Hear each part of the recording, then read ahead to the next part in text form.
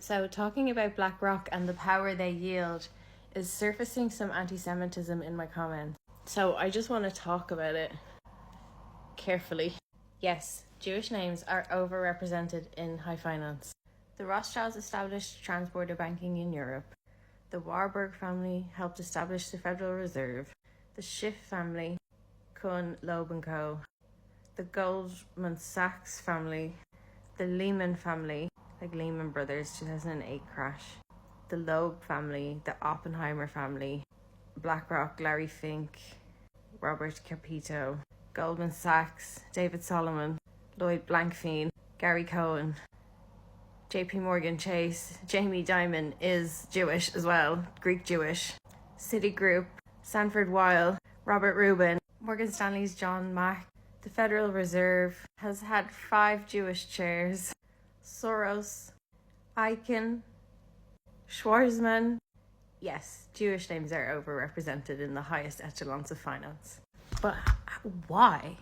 How did we get to this? And how relevant is that? Or am I just seeing it because I look for it? Because there's also names like Mead, which is an Irish name, on the board at BlackRock. So is this just anti-Semitism? Make no mistake, before I get into this, that this is a system that serves capital, not specifically the Jewish identity. And a lot of people in this world are not Jewish. Warren Buffett, Elon Musk, JP Morgan, Rockefeller, BN Mellon, they're not Jewish families. And if we only focus on Jewish names, we'll miss out on the rest of the financial empire. So I want to address the historical element of Jewish involvement in finance in an attempt to hopefully debunk some of the broad stroke anti-Semitism. This doesn't make me a Jewish sympathizer either, just a historian looking at the history of banking. I'm trying to remain unbiased and stick to the talking points. So Jewish scholars would argue that their involvement in these industries is directly correlative with their exile and persecution throughout history. If you want to go all the way back, in Babylon, Jews couldn't own land, so they went into these trading industries. And then Jewish merchants became middlemen in Persian economies. Under Greek and Roman rule, they became tax collectors, and they were hated by local populations. They had to do this work because they couldn't get any other work because they were hated. So it was a self-reinforcing cycle that locked them out of owning property, joining guilds, anything like this. They couldn't be merchants, they couldn't be workmen. They weren't allowed. So they did this. The Romans destroyed the Second Temple in Jerusalem 70 years after the death of Jesus Christ, and the Jews were scattered all across the Roman Empire. This is the point in history when Jewish people lost their agrarian identity and became mobile, trade-based people, and Christianity became the dominant power and religion in Europe. So, in Christianity, you are not allowed to charge interest on a loan. That is against the religion. But kings and elites still needed credit for all their wars. And so it was them that turned to Jewish lenders. It wasn't this myth of the sneaky Jewish lender coming up and being like sneaky about it.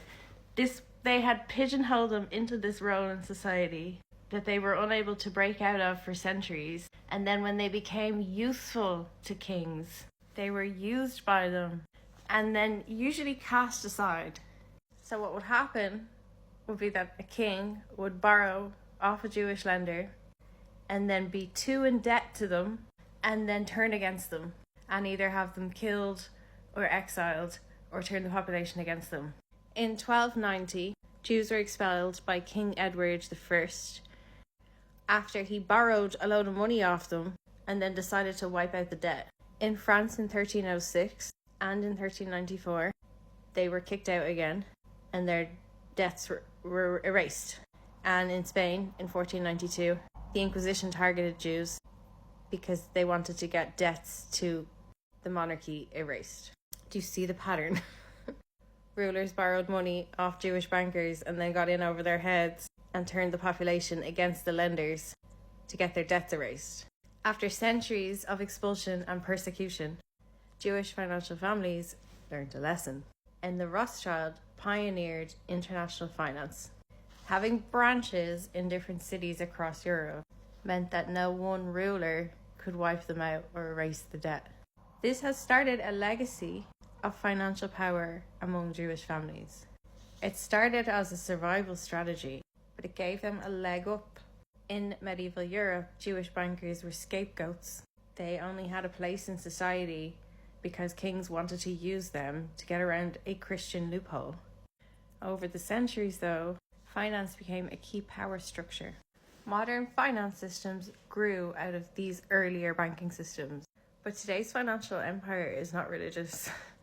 The same debt traps that targeted Jewish moneylenders in medieval Europe now target entire nations through things like the IMF.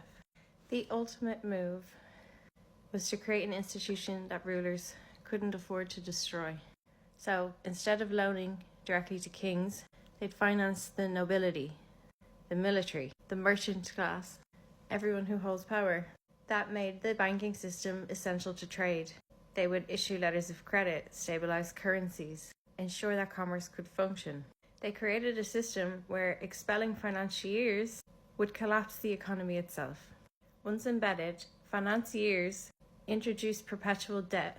This is a system where nations are always in debt and can never fully pay it off. Instead of simple loans, they created bonds, long-term investments that require constant repaying and refinancing. The system is structured so that governments need more loans just to service the old ones, locking them into eternal financial dependency. These financiers fund both sides of wars. Whoever wins, the debt remains. And at this point, they were no longer guests in the economy, but they are the economy. But by the 20th century, the financial system was no longer seen as a Jewish thing. It's just how the economy works. Rulers don't even realize that they're trapped.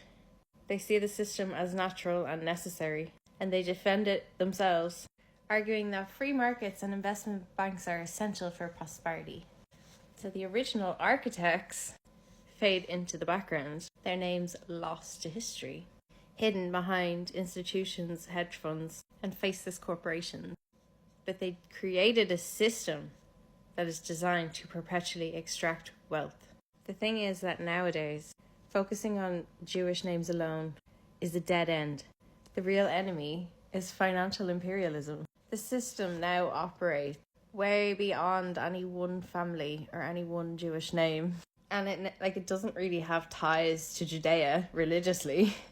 It's a machine, and it extracts wealth from everyone regardless. It's important to understand that these old family names, Rothschild, Goldman, Warburg, they do still benefit from the system, but they're not the ones that control it. The system is decentralized and corporate, it's algorithmic, and it's self-perpetrating. While Larry Fink of BlackRock is Jewish, Tim Buckley of Vanguard is not, and Ron O'Hanley of State Street, I think that might be one of ours. Federal Reserve, Jerome Powell, not Jewish. European Central Bank, Christine Lagarde, not Jewish. Bank of England, Andrew Bailey, not Jewish.